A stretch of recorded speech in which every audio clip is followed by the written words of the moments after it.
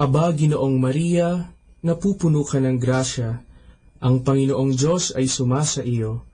Bukod kang pinagpala sa babaeng lahat, at pinagpala naman ang iyong anak na si Jesus. Santa Maria, Ina ng Diyos, ipanalangin mo kami makasalanan, ngayon at kung kami mamamatay. Amen.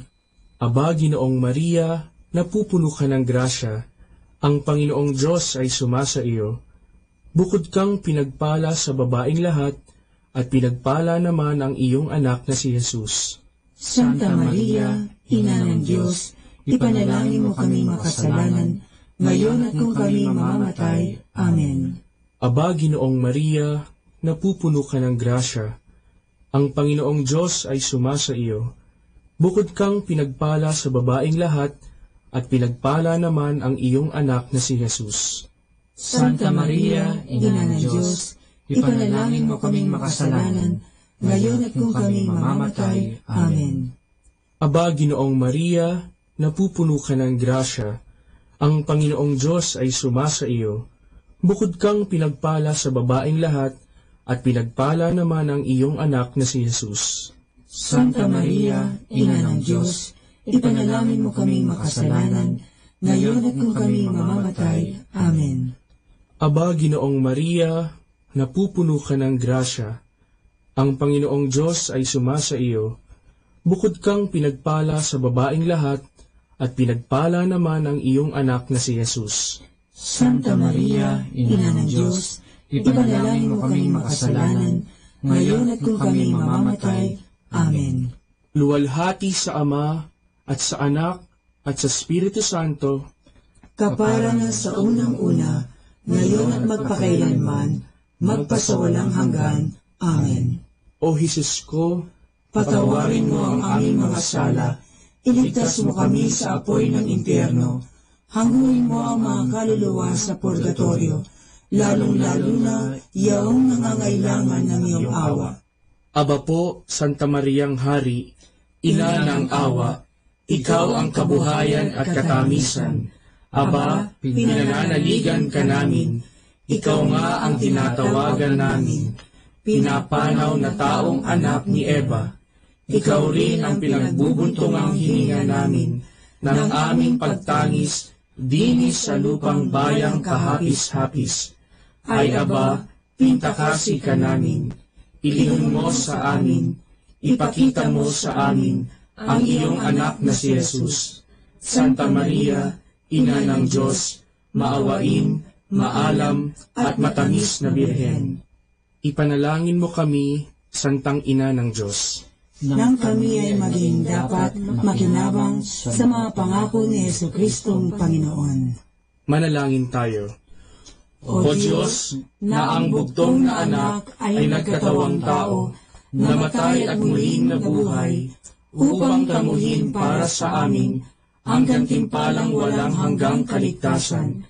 Ipagkaloob mo na sa pamamagitan ng pagdidili-dili namin ng mga misteryo ng kabanal-banalang rosaryo ng Birheng Maria, na mata mo ang kanilang mga ipinangangako, alang-alang din kay Kristong Panginoon namin.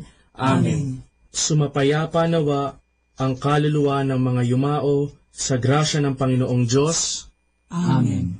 Sa ngalan ng Ama, at ng Anak, at ng Espiritu Santo. Amen.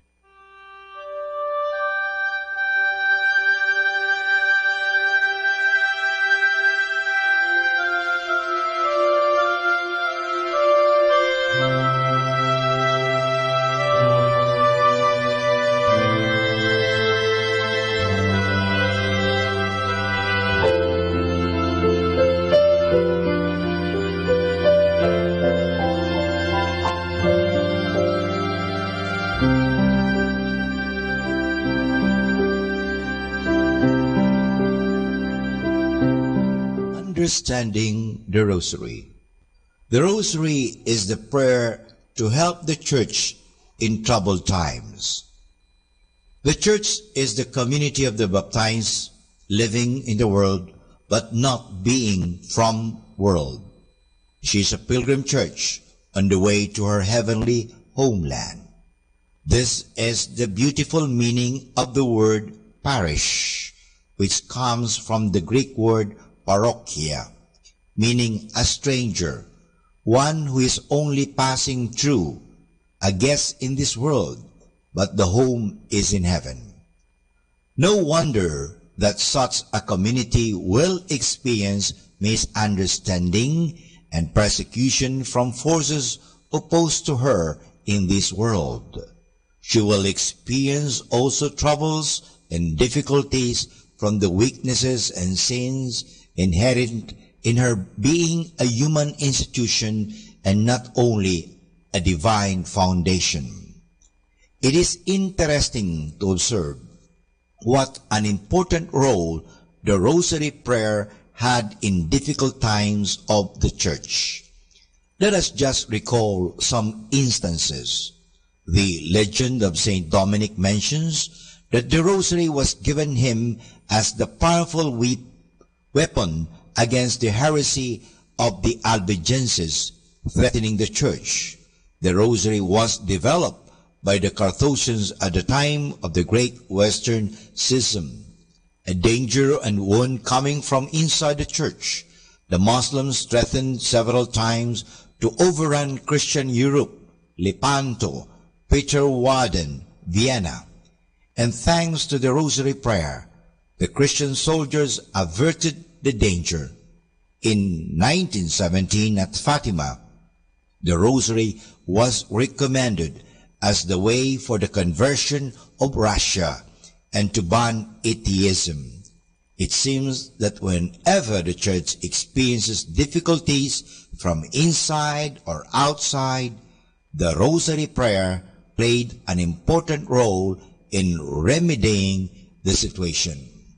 For more understanding of the Rosary, tune in to this station of the angels. Manaoag Dominican Radio. And now back to the music.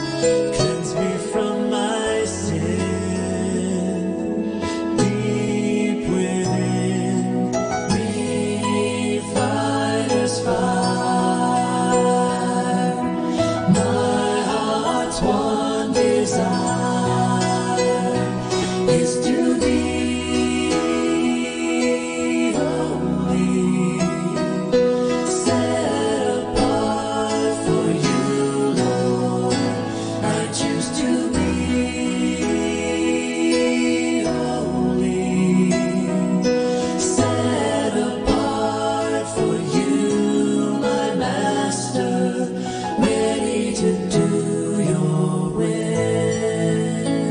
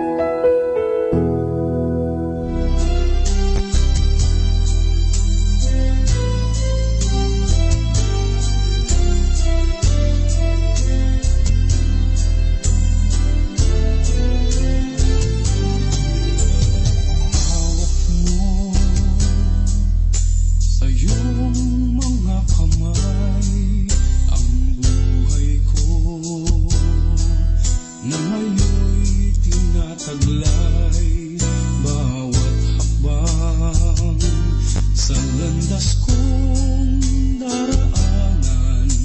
Ikaw ang siyang kailangan, hawak mo.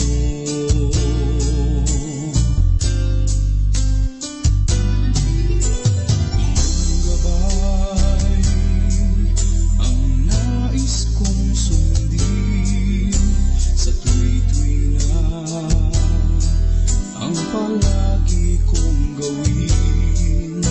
Sa piling mo, doon ako mananahan. Ang buhay ko'y tanghanan, hawak mo. Katulad mo ako kapag nahihirapan, kapag ang puso ko'y nagdaramdam. O kaibigan ko, siya'y subukan mo. Di niya hahayaan tayo ay mabigo. Sa iyong pangangailangan, siya ang lagi mong asahan. Si Jesus, noon at kailanman. Kung walang sigla ang buhay, siya ang lagi mong patnubay. O Jesus, kami tulungan mo. Ang buhay ko'y hawak mo.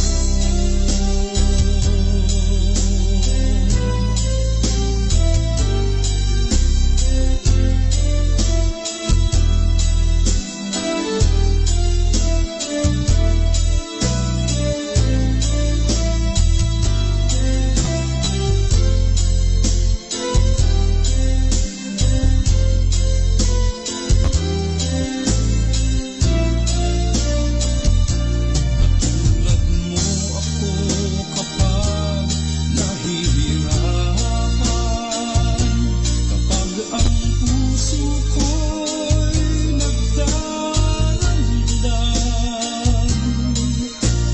O kaibigan ko, siya'y subukan mo.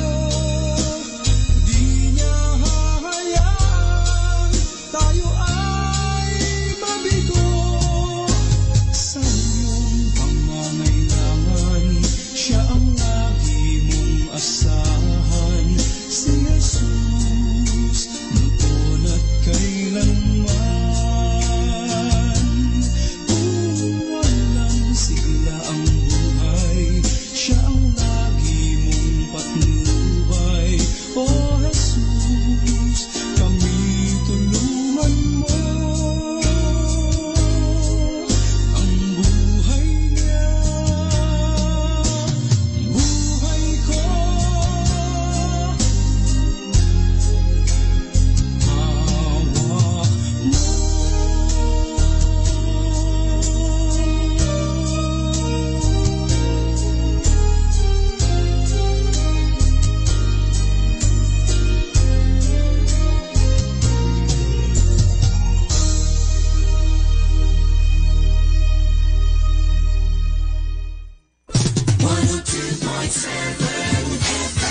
Manaoag Dominican Radio.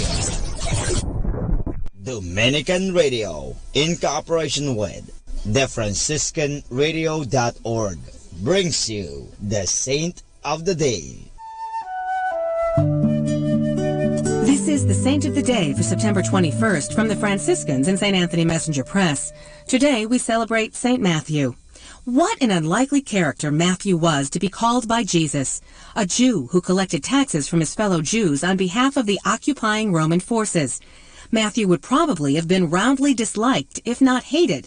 It would not be surprising then if people were shocked to hear Jesus call such a man to be one of his intimate followers. But that's precisely what Jesus did. We read in both Mark's and Luke's Gospels that Jesus saw a local tax collector, we believe this to be Matthew, and uttered the life-altering invitation, "Follow me." Tradition also recognizes Matthew as one of the 4 evangelists. In telling the story of Jesus, the first gospel focuses on the demands of Christian discipleship, but also assures his readers that the risen Jesus remains with the church following his death and resurrection. We can take heart that from such an unlikely situation, Jesus chose one of the foundations of the church. He chose a man whom many thought not holy enough to be a close associate of the Messiah. But Matthew was one of the sinners Jesus came to call, just as he calls all of us. There's more about the saints, along with inspiration and Catholic resources, at our website, franciscanradio.org. From the Franciscans and St. Anthony Messenger Press, this is Saint of the Day. Good afternoon. If you love life, life will love you back. Good afternoon, everyone.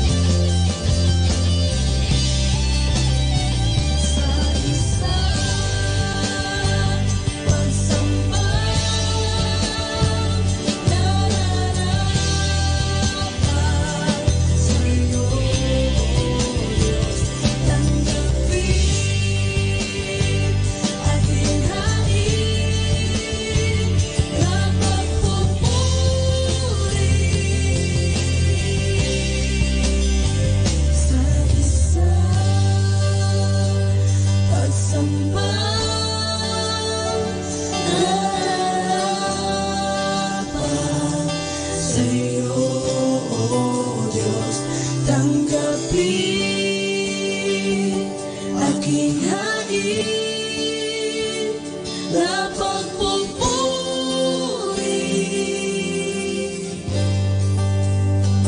na pagpupuri,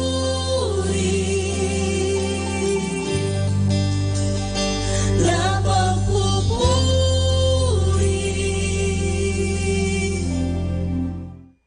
102.7 FM. Okay, let's have fun and laughter. There are 3 forms of bribery in government circles. One is over the table, a second under the table, and the third including the table. Which of these do you practice? Mahirap po yan, ha? Sabi daw hindi aandar ang dokumento pag walang lagay, walang langis, under the table, over the table, or even including the table. Kaya nga po nga naman, dahil sa korupsyon, naghihirap na tayo.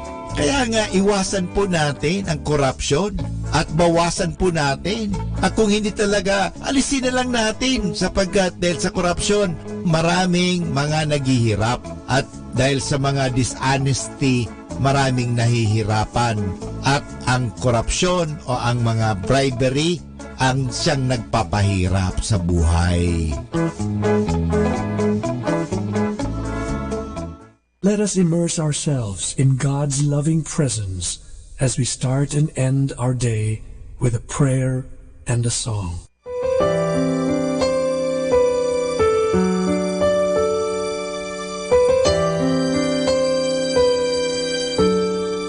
Reign in me, Sovereign Lord, reign in me. Reign in me, Sovereign Lord, reign in me. Captivate my heart, let your kingdom come. Establish there your throne.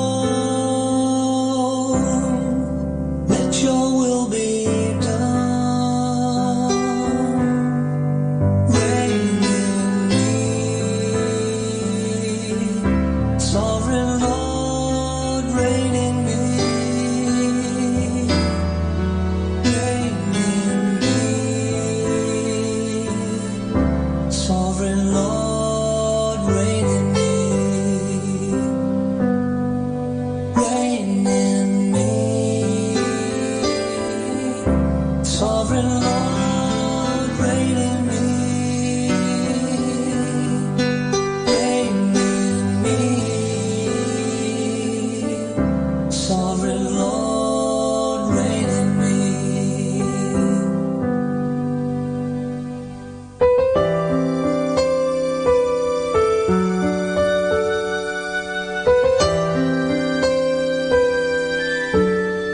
Reign in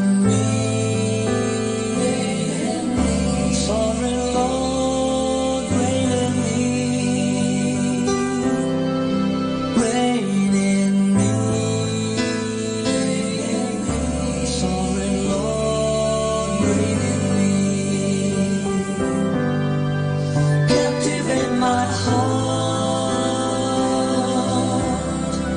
let your kingdom come. Establish there your throne. Let your will be done. Reign in me, Sovereign Lord, reign in me. Reign in me, Sovereign Lord, reign in me. Reign in me,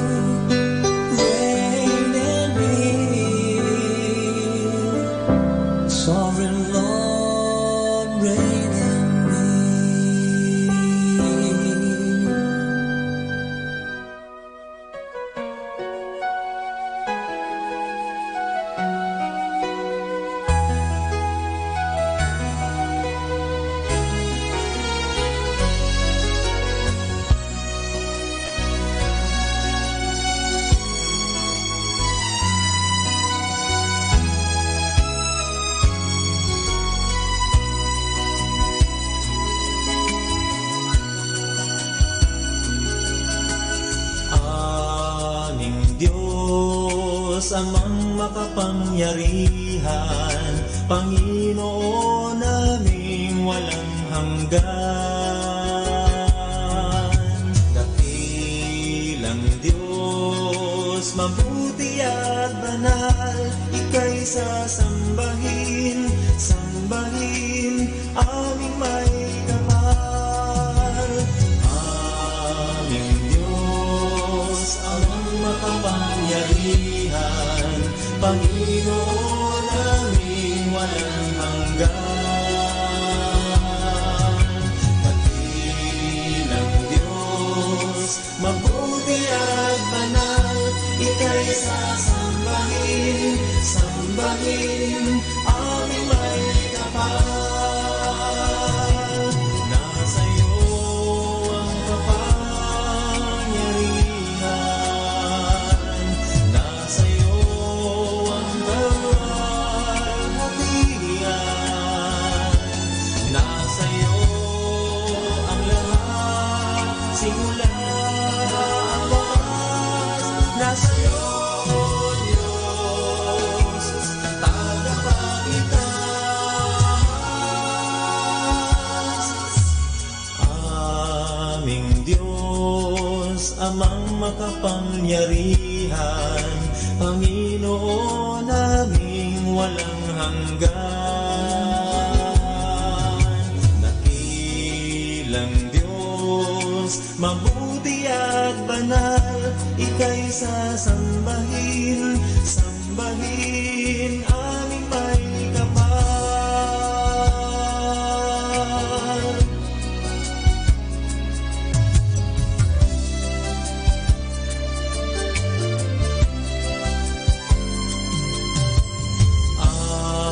Aming Diyos, amang makapangyarihan, Panginoon naming walang hanggan. Dakilang Diyos, mabuti at banal, Ika'y sasambahin, sambahin, aming may kapal. Nasa iyo ang kapangyarihan, nasa iyo ang kalwalhatian, nasa iyo ang lahat, simula at wakas, nasa iyo, Diyos, tagapagligtas. Aming Diyos, amang makapangyarihan, Panginoon naming walang hanggan. Dakilang Diyos, mabuti at banal, Ika'y sasambahin, sambahin, aming may kapal.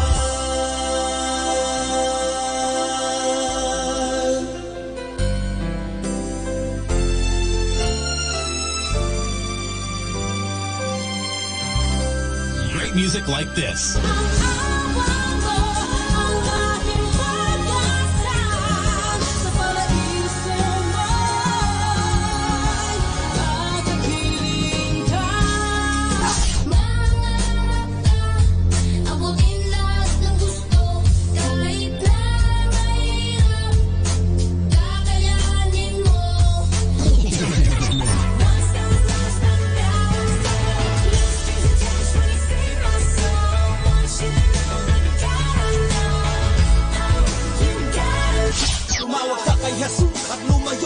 Tumawag ka kay Jesus at ikaw ay tutulungan. Tumawag ka kay Jesus at lumayo sa kasalanan. Tumawag ka sa kanyang pangalan upang maabot ang kaligtasan. Tumawag ka kay Jesus at lumayo sa kasalanan. Tumawag ka kay Jesus at... Number 1 radio station. 102.7. Our time now is 1 o'clock in the afternoon. Let us now have our time check prayer.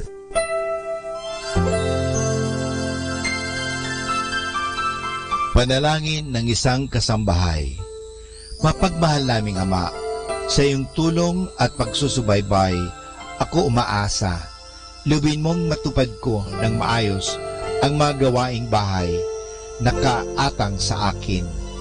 Biyayaan mo ako ng sipag, lakas ng katawan at tiyaga sa araw-araw upang maibigay ko ang paglilingkod na inaasahan sa akin.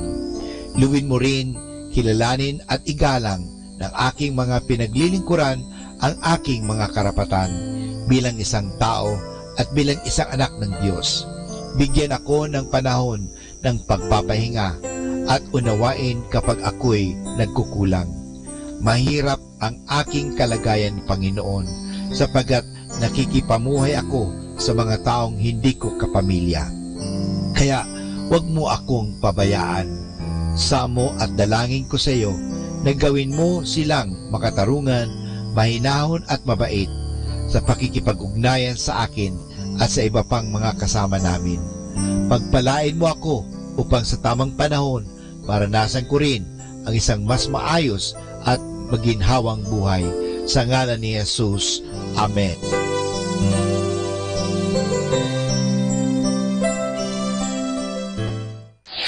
Ito ang Manaoag Dominican Broadcasting Incorporated. Isang dekada nang naghahatid ng mabuting balita sa himpapawid. May kasama ka, si Jesus, si Maria at kami.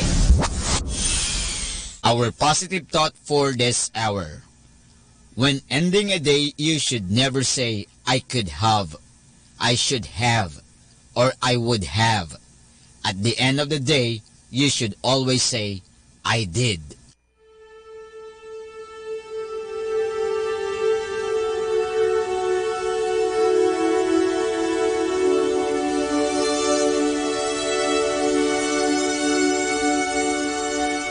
Isang mapagpalang pagbati po sa inyong lahat mula sa aming mga Dominikanong nobisyo dito sa Minor Basilica of Our Lady of the Rosary of Manaoag. Kayo po ay nakikinig sa Binhi ng Buhay. Nais po naming ibahagi sa inyo ang bunga ng aming mga pagninilay sa Ebanghelyo ngayong ika-16 ng Setyembre, ang ika-24 na linggo sa karaniwang panahon. A reading from the Holy Gospel according to St. Mark. Jesus set out with his disciples for the villages around Caesarea Philippi, and on the way he asked them, "Who do people say I am?" And they told him, "Some say you are John the Baptist, others say you are Elijah or one of the prophets." Then Jesus asked them, "But you, who do you say I am?" Peter answered, "You are the Messiah." And he ordered them not to tell anyone about him. Jesus then began to teach them that the Son of Man had to suffer many things and be rejected by the elders, the chief priests, and the teachers of the law. He would be killed and after 3 days rise again. Jesus said all this quite openly, so that Peter took him aside and began to protest strongly. But Jesus, turning around and looking at his disciples, rebuked Peter, saying, "Get behind me, Satan! You are thinking not as God does, but as people do." Then Jesus called the people and his disciples and said, "If you want to follow me, deny yourself, take up your cross and follow me. For if you choose to save your life, you will lose it. And if you lose your life for my sake, and for the sake of the gospel, you will save it." Isang araw, nagkita ang isang pagong at ang isang matsing sa gubat nang hindi inaasahan. Tawagin natin ang pagong na Tatang Pagong at ang matsing bilang matsing makulit. Hinahanap ni Tatang Pagong ang kanyang nawawalang asawa na mahal niya, kaya napadpad siya sa gubat. Ang matsing ay nakaupo sa isang puno at nang makita niya ang pagong, sinabi niya rito, "O Tatang, napadalaw ka ata. Lala mo na naman ang bahay mo. San ka ba pupunta?" Hindi naman sila magkaaway, pero hindi nagustuhan ng pagong ang sinasabi sa kanya ng matsing. Para bang hindi siya pwedeng pumasok sa gubat at parang nilalait pa siya. At tama nga ang kutob ni Tatang Pagong. Ayaw siya papasukin ni Matching Makulit sa loob ng gubat. Pero ayaw magpapigil ni Tatang Pagong, kaya nagtalo sila. Upang magkaalaman, hinamon ni Matching Makulit sa isang karera si Tatang Pagong at makakapasok lamang sa gubat si Tatang Pagong kung mananalo siya. Matalino at tuso talaga ang Matching. Alam naman niyang mabagal ang Pagong at malamang siya ang mananalo sa karera. Alam din ito ni Tatang Pagong pero tinanggap niya pa rin ang hamon. Pumayag siya na makipagkarera kahit alam niya mismo na dehado siya sa laban. Kilala niya kasi ang sarili niya. Alam din niya ang kahinaan niya. Mabagal siya. At sila nga ay nagkarera. Sa tingin mo, sino kaya ang nanalo sa karera? Malamang alam mo na. Di naman bago ang kwentong ito. Oo, tama ka. Ang Pagong nga ang nanalo sa karera. Dahil alam ni Matching Makulit na mabagal naman si Tatang Pagong, gumawa muna siya ng ibang bagay. Naglaro muna siya, kumain, at nang siya'y mapagod, nakatulog siya hanggang nauna at natapos na ni Tatang Pagong ang karera. Alam ni Tatang Pagong na mabagal siya dahil mabigat ang dala niya. Kung tutuusin, pwede naman siyang sumuko na lang pero di niya ginawa. Sa halip, nagtiyaga siya at binuhat niya ang kanyang sarili kahit mahirap dahil gusto niya manalo at makarating sa kanyang pupuntahan upang mahanap ang kanyang asawa. At nangyari nga ang kanyang inaasam, and they lived happily ever after. Sa Ebanghelyo ngayong linggong ito, tinatawag tayo upang sumunod kay Jesus sa pamamagitan ng pagbuhat sa ating mga krus. Kung gusto nating makapiling siya sa langit, aba, kailangan natin to gawin. Pero alam natin pare-pareho